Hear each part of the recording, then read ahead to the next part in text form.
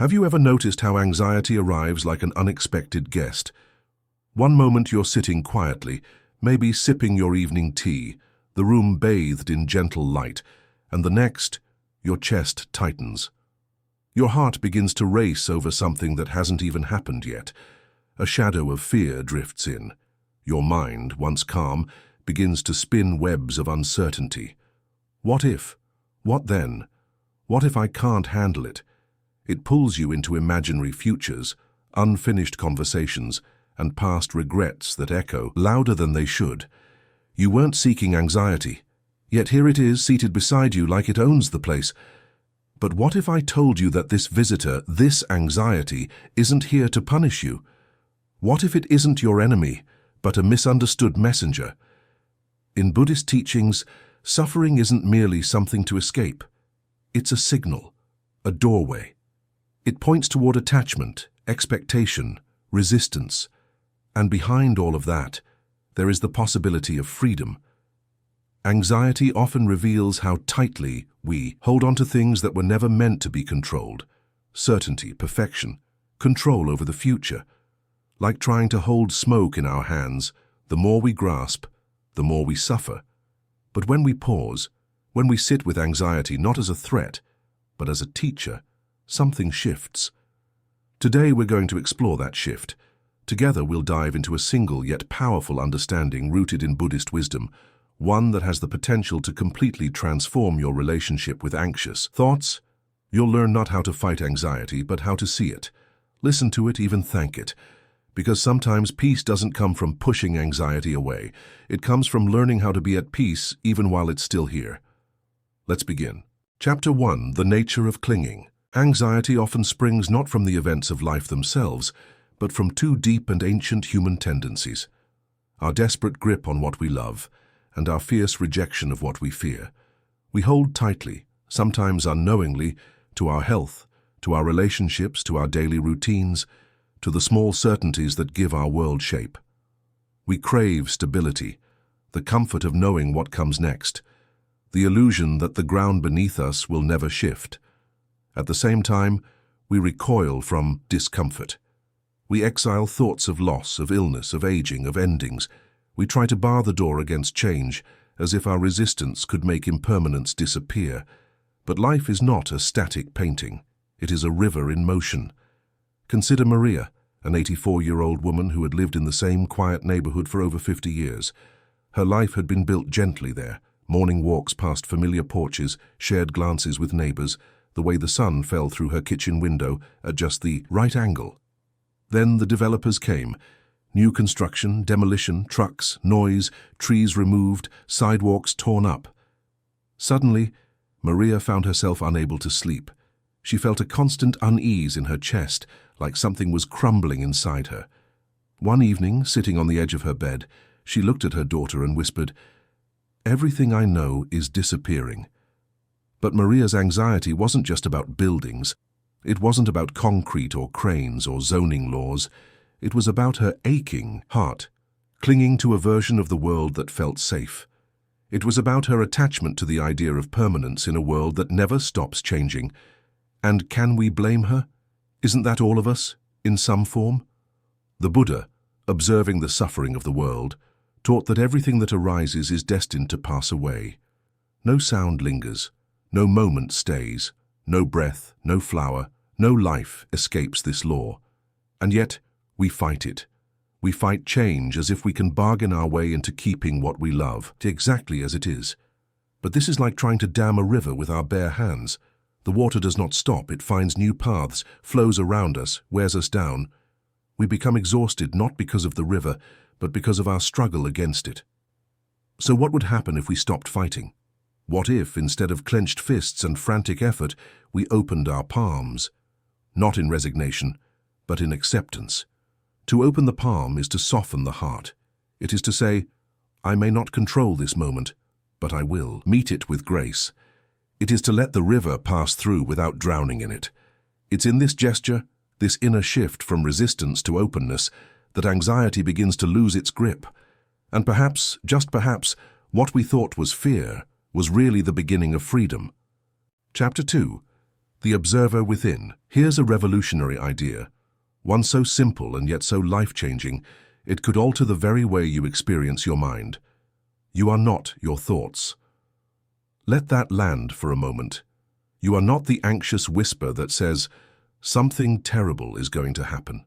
You are not the inner tremor that murmurs, I'm not enough. You are not the voice that panics, what if I fail? Or what if I'm forgotten? These thoughts may arise in your awareness, but they are not the essence of who you are. They are not your identity. They are not your truth. They are simply mental events, passing, shifting, dissolving, like clouds drifting across the vast expanse of a boundless sky. The sky is not the cloud, and you are not your thoughts. Yet how often do we forget this? How often do we mistake these passing mental patterns for reality itself? We cling to them, react to them, argue with them, obey them, and slowly, quietly, we become prisoners within our own minds. But here's the miracle. The prison door has always been unlocked. Freedom begins the moment we stop fusing with our thoughts, the moment we recognize them for what they truly are, temporary visitors in the house of awareness. Try this, right now, wherever you are. Pause. Close your eyes if it feels safe to do so. Notice whatever thought is present in your mind, no matter how loud or quiet, and gently whisper to yourself, I see you, thought. You are here, but you are not me. Feel the space that opens. It may be subtle. That door has always been unlocked. Freedom begins the moment we stop fusing with our thoughts, the moment we recognize them for what they truly are, temporary visitors in the house of awareness. Try this, right now, wherever you are. Pause. Close your eyes if it feels safe to do so. Notice whatever thought is present in your mind, no matter how loud or quiet, and gently whisper to yourself, I see you, thought. You are here, but you are not me. Feel the space that opens. It may be subtle. It may be vast, but that space, the space between you and the thought, is liberation. You're no longer lost in the story. You're the one watching the story. A wise meditation teacher once said, don't believe every story your mind tells you. Some are fiction, cleverly disguised as fact. This is the path of mindfulness, not to suppress thoughts, not to destroy them, but to observe them with clarity and compassion, to see them come, to let them go, and in doing so, to return home to the part of you that has always been steady, silent, untouched, the clear sky behind every storm. If this message resonates with you, and you're seeking more moments of peace and insight, don't forget to like the video and subscribe for daily reflections rooted in ancient wisdom and modern clarity. Chapter 3. The Anchor of Now. Anxiety is a time traveler. It drags us backward into the shadows of regret, or hurls us forward into storms that haven't yet arrived. But it never lives here, now. And yet, now is the only place life truly happens. The present moment is not just a poetic ideal, it is a sanctuary. It's the only ground that doesn't shift beneath our feet. When your mind begins its frantic sprint, rehashing what went wrong, rehearsing what could go wrong, you have a quiet but powerful choice. You can follow the mind down those winding road, or you can return. Return to your breath. Return to your body. Return to this moment, where no threat is currently unfolding, where nothing is being demanded of you except presence. No solving, no fixing, no predicting, just being. Take the story of Elias, a retired paramedic who spent decades rushing into crisis. After he left the profession, his body slowed, but his mind didn't. He lay awake each night, imagining accidents that might befall his grandchildren, spiraling into helpless what-ifs.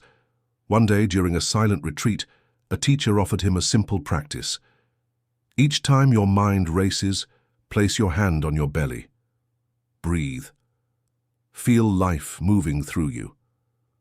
Elias tried it. One night, gripped by fear, he placed his hand gently on his abdomen. He felt the quiet rising and falling of breath, steady, rhythmic, present. Tears filled his eyes. In that moment, he later shared, I realized I was safe. I wasn't in an ambulance. I wasn't in the past or the future. I was just here. And here was enough. That's the secret anxiety doesn't want you to know. Most of our suffering lives not in reality, but in imagination. It's not life itself that overwhelms us. It's the stories we spin about life. The present moment, by contrast, is simple. It doesn't demand a solution. It doesn't ask you to be anyone else. It just welcomes you home. Touch your breath. Feel your heartbeat. Notice the temperature of the air on your skin, the ground beneath your feet. This is your anchor. And no matter how turbulent the seas of thought may become, you can always come back to it, right here, right now. And in that space, peace begins. Chapter 4. Befriending your inner critic. For many of us, the sharpest blade doesn't come from the world outside. It comes from within. When anxiety arises, so does an inner critic, swift and merciless. Why are you like this? You should be stronger. Other people have it worse. What's wrong with you? This voice doesn't soothe. It shames. It piles judgment on top of fear, turning a wound into a cage. But there is another voice within you, quieter, older, wiser. The voice of compassion. Self-compassion is not indulgence. It is not weakness. It is the courageous act of standing beside yourself when you feel most unlovable.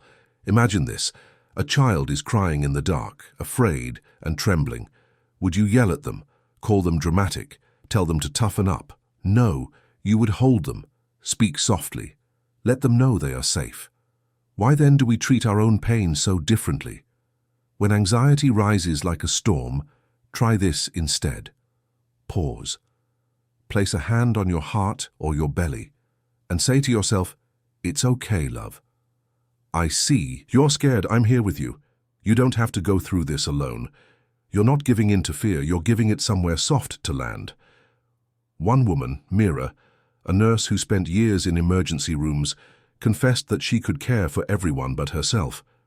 "I had no patience for my own fear," she said, "but one day I asked myself, what if I treated my anxiety like one of my patients, in need, not in trouble?" That question changed everything. When she began to offer herself the same tenderness she gave to others, something shifted. The fear didn't disappear, but it stopped feeling like an enemy. It became something she could cradle instead of combat. A Buddhist teacher once said, "A heart that can hold its own, trembling without turning away, that heart can hold the whole world." You don't need to be fearless. You don't need to be perfect. You just need to be present and kind, especially to the parts of you that still believe they're unworthy of love. Chapter 5. The Liberating Truth. Here is perhaps the most powerful and liberating realization in all of Buddhist psychology. You are not your anxiety, not the racing thoughts, not the tightness in your chest, not the spirals of dread that loop through your mind at 2 a.m. These are experiences you're having, not reflections of who you are. They are passing waves, not the ocean. They are weather systems, not the sky. When anxiety arises, it can feel all-consuming, as if it is you, as if your identity has fused with fear. But pause, breathe, look closer. The truth is this: you are not the storm. You are the open sky it passes through. Try this gentle recognition the next time fear visits. These feelings are here, but they are not my home. They are not my identity. They are not the truth of who I am. In that small shift, from identification to observation, you begin to wake up. You begin to return to your true self. Underneath every surge of anxiety, there is something untouched. Call it awareness. Call it presence. Call it your original nature. It is vast, clear, and steady, no matter the chaos it contains. Just as the sky holds both lightning and moonlight without being harmed, your awareness can hold even the most intense emotion without being damaged. Consider Eleanor, a 90-year-old woman facing the slow decline of her body. One night, pain flared through her legs. Her heart pounded with fear. Memories of hospitals and the specter of mortality closed in around her, like a tightening net. But instead of resisting, she remembered something her meditation teacher once said: "You are not the fear, you are the space that sees it." She placed a hand on her heart and whispered into the dark, "These worries are visitors. I am the room they pass through. They do not define me. They cannot touch what I truly am." And in that moment, something shifted. She didn't feel euphoric or fixed, but she felt vast, still, unshakable. She had touched the part of herself that anxiety could never reach. That part exists in you too. It has always been there, beneath the noise, beneath the narratives. It is not something you need to build, only something you need to remember. No matter how loud your mind becomes, no matter how convincing the fear may sound, there is something deeper in you that remains unchanged. You are not broken. You are not weak. You are not your anxiety. You are the vast and timeless awareness that holds all things, and that awareness is already at peace. Chapter 6, Living the Practice. Wisdom means nothing if it cannot walk beside us through the mess and beauty of everyday life. It's easy to speak of mindfulness when the world is quiet, when candles are lit and the air is still. But true practice begins in the raw, unpolished spaces. At 3 a.m., when your heart pounds for reasons you can't name. In the silence after receiving hard news. In the hollow ache of loneliness that no distraction seems to fill. These are the moments when the teachings are no longer just words, but lifelines. These are the sacred invitations to return. Return where? Not to escape, not to control, not to deny, but to come back home to yourself, to the only place that can ever offer real peace, the present moment. Start simply. Take 3 conscious breaths, slow, deep, deliberate. Feel your chest rise and fall like the ocean. Place your hand gently over your heart. Feel its rhythm, still beating, still here, despite everything. And softly remind yourself, I am not this fear. I am the awareness that sees it. I am not broken. I am whole, holding space for this experience, not becoming it. Then return. Return to what is right in front of you, however small, however ordinary. Brew a cup of tea. Text someone you love. Step outside and feel the wind move across your skin. Notice the rustle of leaves, the scent of the air, the way the light touches the floor. This is not about avoiding reality. This is about reclaiming your place in it. The practice is not about perfection. It never was. You will forget. You will fall back into the mind's stories. You will tense, react, spiral, but none of that disqualifies you from peace, because the practice isn't measured by how often you stay present. It's measured by how often you return. Each return, each time you pause, breathe, and remember, is an act of deep courage. Each return builds the muscle of inner peace, slowly and silently, like roots growing underground. And over time, something begins to change. Anxiety still visits, but it no longer owns you. Fear still knocks, but it doesn't shake your foundation. You become the still point in a turning world. So when the waves rise, as they will, don't seek to stop them. Just return, again and again, to the calm beneath. That is the way of real wisdom. That is the quiet revolution of awareness. This moment, you are exactly where you need to be. Conclusion. The invitation home. Anxiety may continue to visit you. That's part of being human. But you no longer need to be at its mercy. You have learned to see it clearly, a temporary weather pattern in the vast sky of your being. Remember, dear friend, your worth was never determined by your struggles. Your peace was never dependent on perfect circumstances. Your true nature, aware, spacious, fundamentally okay, has been with you all along, patiently waiting for you to come home. The next time anxiety knocks at your door, welcome it with curiosity rather than resistance. Listen to its message, thank it for its concern, and then gently remind both of you who's really in charge here. You are not your worry. You are not your fear. You are the peaceful awareness that can hold it all with infinite compassion. And that awareness, it has never been broken. It's just been waiting for you to remember.